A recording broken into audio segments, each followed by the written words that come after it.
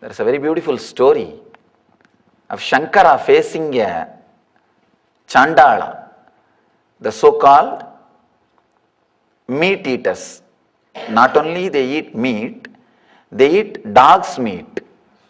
Very low kind of a lifestyle, low level existence, considered to be very low level people. Very beautiful story. Shankara walks, he is going to the Ganga, I think coming from Ganga after taking bath, and his disciples are walking. One Chandala comes in front of him with the 4 dogs and the meat in the shoulder. He is carrying the meat.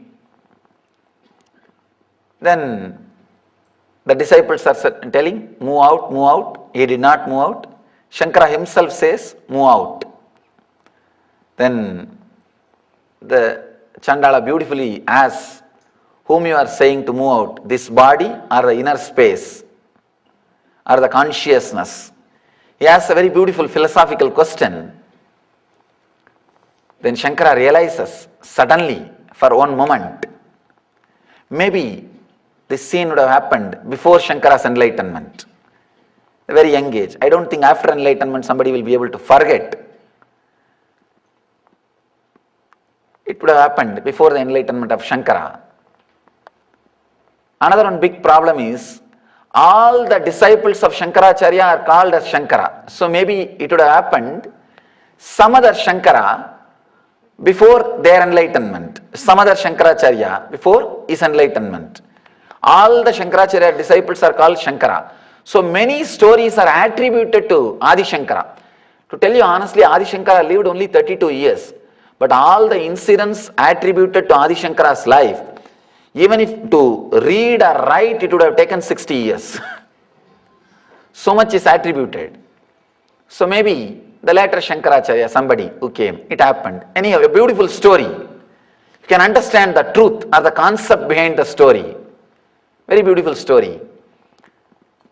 The moment Chandala asks the question, Shankara just gets the glimpse of the truth.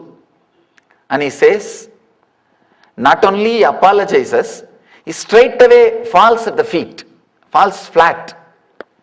Means ready to understand and accept the other's transformation, the other possibility of even Chandala's enlightenment, spiritual experience. If you are completely closed, the possibility for the transformation for others exists. Impossible. I have seen very big monasteries and ashrams. They are very clear.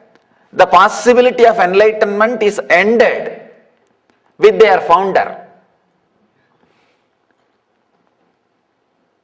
I was in a monastery in my wandering days. Somehow, because of deep meditations, I had some experience. With another one monk, I was trying to share, to have some more clarity.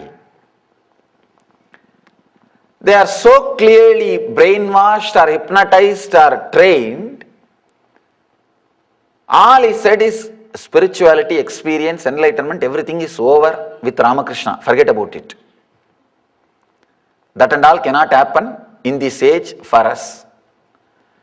The possibility somebody can be transformed as closed, as disappeared, then naturally the belief or the trust you can transform also will disappear. Understand? I always tell all our Swamis, stay in a place where many people are practicing spirituality. Satsanga. Many people are having spiritual experiences, living it. Only then you will not forget transformation is possible. Otherwise, by and by, you will forget transformation is possible. Ramakrishna himself says he will come back after 100 or something years. And not only that, he himself has made very clearly the possibility is open forever. He says, I have brought the energy. Vivekananda declares, for 1200 years the energy and the teaching which I brought will constantly produce living masters. But somehow, some people come to a clear idea or the clear belief that enlightenment or the spiritual experiences are not possible now. Here, Mahadeva says, accepting the possibility of others' transformation is an important thing. Only then you will believe you can also be transformed. The possibility is there for you also. You can also fly high. Here, the Shankara's clarity, humbleness, that this great knowledge can be inside a Chandala, that awakens his possibility. That makes his unconscious to believe when he can achieve, surely I can also achieve. In the whole world, there are only two kinds of people. People who believe transformation is possible in others. Naturally, they will believe transformation is possible in themselves. There's a second group who believes transformation is not possible in others. Naturally, they cannot believe transformation is possible for them also. There's only two kinds of people. If you believe your master is enlightened, it means you will have the deep faith enlightenment is possible for you. If you are not able to believe somebody is enlightened, the planet Earth, transformation, possibility of transformation for you is closed. It is not available for you. It is not open for you. I always tell people, believing me, don't think you are adding something to me. You are adding something to you.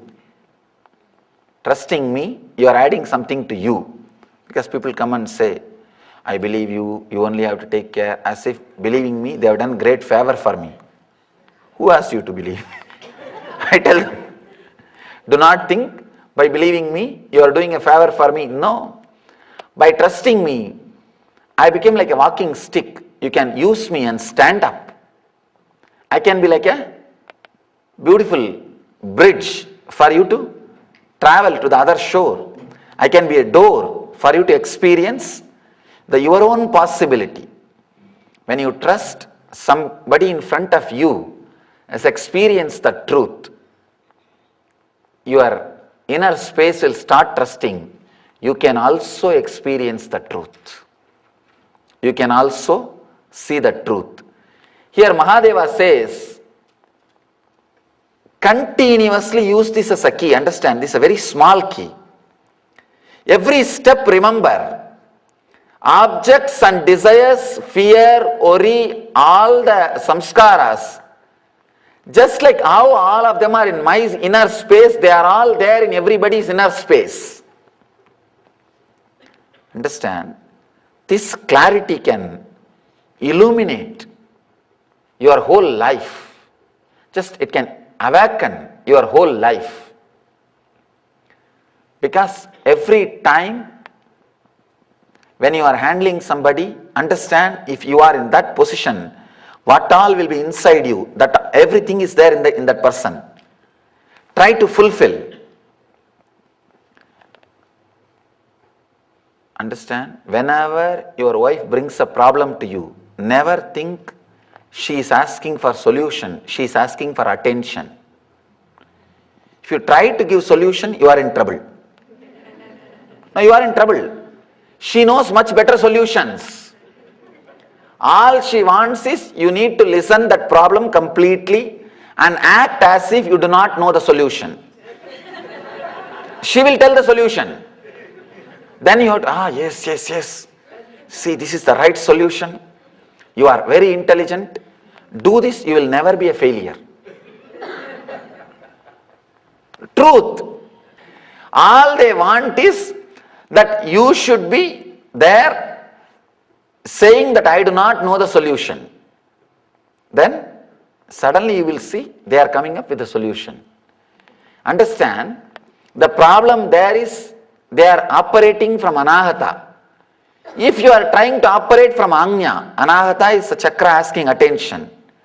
If you are trying to operate from Anya, the chakra of ego, you will be a failure. Same way, when your boss is bringing some problem, naturally that is not attention need, that is the Anya, ego problem. You should give the solution, but act as if he himself brought the solution. With wife, you should never give the solution, just give attention. With boss, you should give the solution without hurting their ego. Because it is a question of Anya, the problem from Anya. Same way, if the problem is from Swadhisthana, means out of fear, naturally you need to handle it with a lot more care and healing. There neither attention need will work, nor working with ego will work. Just see from which energy center they are acting and respond from the same energy center. Put yourself in the same energy center and see. Accept that desires and things exist in you. As it exists in you, it exists in others also. Never think, never start judging, guessing, or trying to interpret. It will be different. It will be some way different. Understand exactly it is as it is in you and handle it. You will see in so many places, suddenly you will have deep compassion. You will open up deeply. When your being opens up, it radiates so much of healing energy. So much of trust is created, so much of understanding is created. The real communion starts happening. The real communion starts happening. I tell you, even when you read the enlightened masters' life stories or the teachings, use this technique. Sit with it, and with every incident, see, try to analyze their mental setup was also, at least before enlightenment. After enlightenment, you won't be able to analyze. It will be too much, it will be extraordinary. Your logic will not be able to relate. Before enlightenment, whatever has happened in their life, put yourself in the position. The same desires and object and fear, whatever you have in you, was there in them. How they responded. See how you are responding. Suddenly you will see the life which they lived is possible for you. The life which they lived, with that you will start feeling connected. You will see it is possible to open up. It is possible to grow. It is possible to expand unless you understand and accept desires, objects, everything exists in others the same way it exists in you. You will not be able to connect, relate with people or enlightened beings or the truth.